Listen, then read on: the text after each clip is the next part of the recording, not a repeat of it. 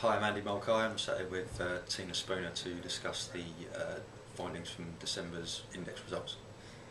December is obviously a very key time for retailers, so how did the market perform?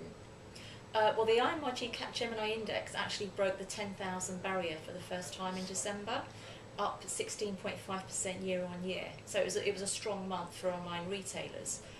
Some of the stronger performing sectors were health and beauty, beers, wines and spirits, and home and garden.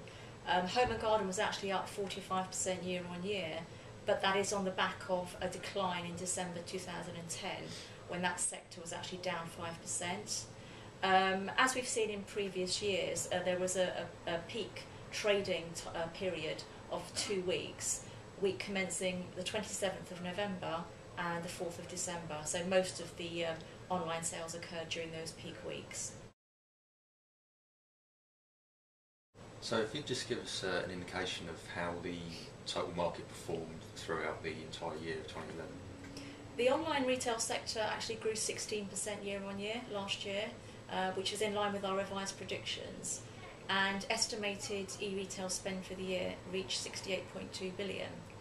What we have seen is that growth during the first half of the year was stronger, actually up 19% year on year, but during the second half of the year this slowed to 14%. Okay, and just in terms of multi-channel and pure play retailers, how did they perform? Well, the multi-channel retailers had a very strong start to the year, up 25% year on year between January and June. This slowed to 14% in the second half, so it's quite a significant slowdown. But the online-only retailers, although they are growing at a slower level than multi-channels, they actually saw their year-on-year growth increase during the second half to 13%, up from 11% in the first half. So, probably an indicator that the online-only and catalogue retailers are actually increasing their market share online. So we're just into 2012 now. It's obviously quite tough for retailers out there. How do you anticipate the performance of the e-retail market this year? I think few would argue that that 2012 is going to be a challenging year for retailers in particular. But the online retail sector is well placed for strong growth, bearing in mind that we've seen double-digit growth over recent years. So we predict that the market will grow 13% year on year this year, with estimated sales coming in around £77 billion. It's still double-digit growth, so it's really impressive stuff.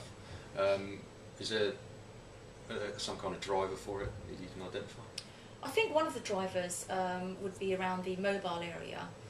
Currently, around 4% of e-retail sales are completed on mobile devices.